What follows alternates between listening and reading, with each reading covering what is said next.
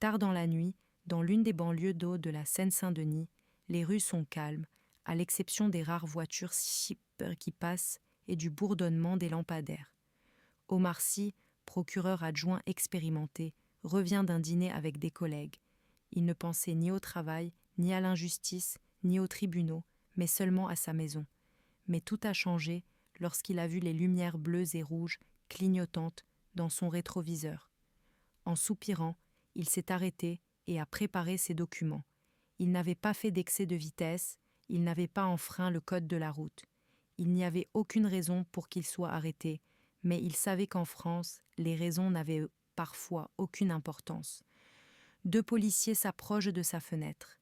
Alban Lenoir, un grand gaillard au regard sévère, se tient du côté du conducteur. Mathieu Kassovitz, plus maigre mais non moins menaçant, se tenait près de la portière du passager. « Vos documents » dit Alban Lenoir, la voix tranchante. Omar Sy lui tend ses documents.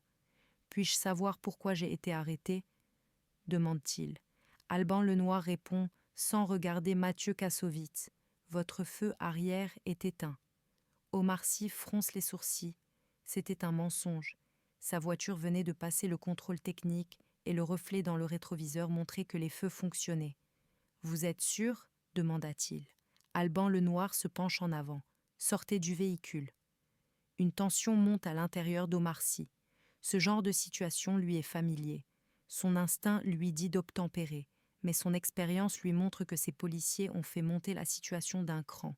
Je ne sortirai pas du véhicule tant que vous ne m'aurez pas dit pourquoi. Mathieu Kassovitz sourit, parce que nous le disons. Omar Sy respire. Il sait qu'il y a des lois en France. J'ai le droit de demander pourquoi on m'a ordonné de sortir de mon véhicule. Alban Lenoir ouvre brusquement la porte. Sortez tout de suite. Avant qu'Omar Sy n'ait pu réagir, Alban Lenoir lui a saisi le poignet et l'a tiré vers l'extérieur. En quelques secondes, Mathieu Kassovitz est arrivé, a tordu le bras d'Omar Sy dans son dos et lui a passé les menottes. « Vous résistez » dit froidement Alban Lenoir.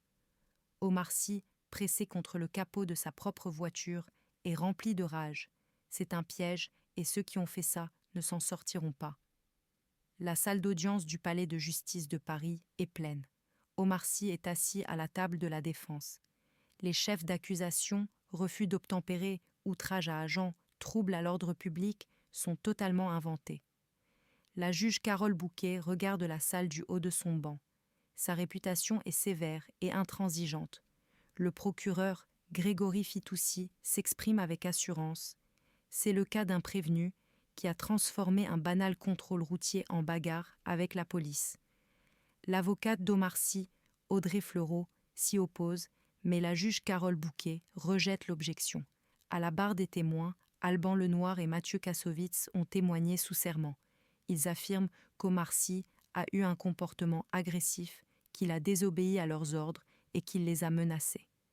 Les doigts d'Omar Sy se crispent sous la table. Il ne peut tolérer ces mensonges. Lorsque ce fut le tour d'Omar Sy, il retira son badge et annonça qu'il était procureur adjoint. Un silence glacial règne dans la salle d'audience. La juge Carole Bouquet et le procureur Grégory Fitoussi sont stupéfaits. Omar Sy affirme que cette affaire n'est pas une erreur, que c'est un piège et qu'il fera éclater la vérité. « Votre honneur, dit Omar Sy, je vais prouver que ces officiers mentent. Les feux arrière de ma voiture fonctionnaient, et moi, en tant que procureur, je connais mes droits légaux. Je n'avais pas à obéir à leurs ordres arbitraires. » Alors qu'Omar Sy se retire de la barre des témoins, un murmure parcourt la salle d'audience. Les journalistes se sont précipités pour couvrir ce développement inattendu. Le juge Carole Bouquet frappe son marteau pour maîtriser la situation. « Silence !» crie-t-elle. « Nous allons maintenir l'ordre dans cette salle d'audience. » La juge Carole Bouquet fixe la date de la prochaine audience et suspend l'affaire. En quittant la salle d'audience, Omar Sy n'a pas répondu aux questions des journalistes. « Je vous expliquerai tout en temps voulu », a-t-il déclaré. L'affaire d'Omar Sy a eu un grand retentissement en France. Les médias sociaux ont été inondés d'allégations de violences policières et de discrimination. Les gens sont descendus dans la rue pour réclamer justice. Les manifestations organisées en Seine-Saint-Denis se sont étendues à d'autres banlieues, de Paris et même à de grandes villes. l'avocate d'Omar Sy, Audrey Fleurot, a minutieusement préparé le dossier, à l'aide d'images de caméras de surveillance, de témoignages et de rapports d'experts. Elle tente de prouver les mensonges et les comportements discriminatoires d'Alban Lenoir et de Mathieu Kassovitz. Le jour du procès, la grande salle du palais de justice de Paris est bondée. Journalistes, militants, avocats et citoyens curieux avaient pris place de bonne heure pour suivre de près ce procès historique. Lorsque la juge Carole Bouquet s'est présentée à la barre, la salle d'audience est restée silencieuse. Son visage trahit la pression intense qu'elle a subie ces dernières semaines. Audrey Fleurot, l'avocate d'Omar Sy, prend la parole en premier. « Votre honneur, membre du jury », commence-t-elle, sa voix résonnant dans la salle d'audience. « Il est clair que mon client a été arrêté à tort et victime de discrimination. Les preuves d'eux que nous présenterons mettront en évidence les mensonges et le comportement arbitraire des officiers de police. » Audrey Fleurot a présenté tour à tour des images de caméras de sécurité, des déclarations de témoins et des rapports d'experts. Les images montrent clairement que les feux arrière de la voiture d'Omar Sy fonctionnaient. Les témoins ont confirmé que les policiers ont eu un comportement agressif et provocateur. Les rapports d'experts ont montré que les policiers ont violé les procédures d'arrestation et ont utilisé un langage discriminatoire. Le procureur Grégory Fitoussi a tenté de défendre Alban Lenoir et Mathieu Kassovitz, mais il a été submergé par les preuves. « Votre honneur, membre du jury », a-t-il déclaré, la voix tremblante. Le stress et la tension vécus par les policiers au moment de l'incident doivent être pris en compte. Ils sont des êtres humains et peuvent commettre des erreurs. La défense de Grégory Fitoussi n'a cependant pas trouvé d'écho dans la salle d'audience. Les jurés ont estimé que le comportement des policiers était inacceptable. La juge Carole Bouquet s'est également heurtée à la lourdeur des preuves. Lorsque Omar Sy s'est présenté à la barre, la salle d'audience est restée silencieuse. « Votre honneur, membre du jury », a-t-il commencé, la voix calme et déterminée. « Je n'ai fait que mon devoir. En tant que procureur, je connais mes droits légaux et je suis obligé de les protéger. Cependant, les policiers m'ont arrêté injustement, m'ont menti et m'ont humilié. C'est une insulte non seulement pour moi, mais aussi pour toute la communauté. » Le témoignage d'Omar Sy a créé une atmosphère émotionnelle dans la salle d'audience.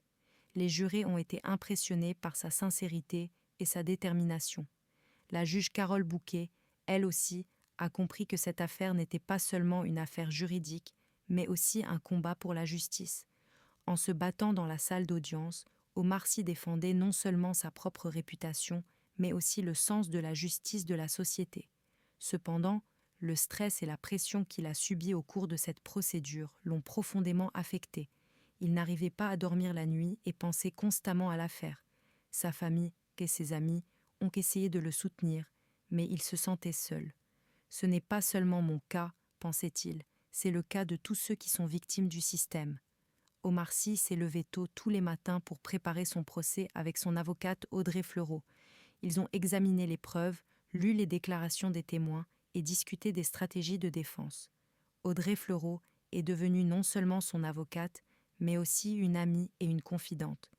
Les jours de procès ont été une épreuve pour Omar Sy. Lorsqu'il se présentait à la barre, tous les regards étaient braqués sur lui. Chaque mot, chaque geste était scruté, mais il était resté calme et déterminé.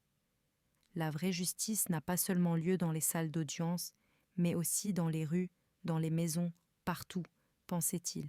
À la fin du procès, la juge Carole Bouquet a annoncé son verdict. Alban Lenoir et Mathieu Kassovitz ont été reconnus coupables de fautes professionnelles et de discrimination. Le procureur Grégory Fitoussi est également mis en examen. Omar Sy a été déclaré non coupable et libéré. En sortant de la salle d'audience, Omar Sy a été accueilli par les acclamations de la foule. La foule a scandé « Justice a été rendue », mais le visage d'Omar Sy ne montrait aucun signe de triomphe, aucun signe de soulagement. Ce n'était que le début. « Ce n'est pas seulement mon histoire », a déclaré Omar Sy en se tournant vers les caméras. C'est le reflet des injustices qui se produisent de tous les jours en Seine-Saint-Denis et dans toute la France. Le système n'est pas fait pour opprimer ceux qui n'ont pas de pouvoir. Mais malheureusement, c'est parfois ainsi qu'il fonctionne. les propos d'Omar Sy ont été largement critiqués en France. Les médias sociaux ont été inondés d'allégations de brutalité policière et de discrimination. Les gens ont demandé plus de transparence et de responsabilité. Les manifestations organisées en Seine-Saint-Denis se sont étendues à d'autres banlieues de Paris et même à de grandes villes. Le ministère français de l'Intérieur a ouvert une enquête sur l'incident. Alban Lenoir et Mathieu Kassovitz ont été suspendus et une procédure disciplinaire a été ouverte à leur encontre. Le procureur Grégory Fitoussi a également été inclus dans l'enquête.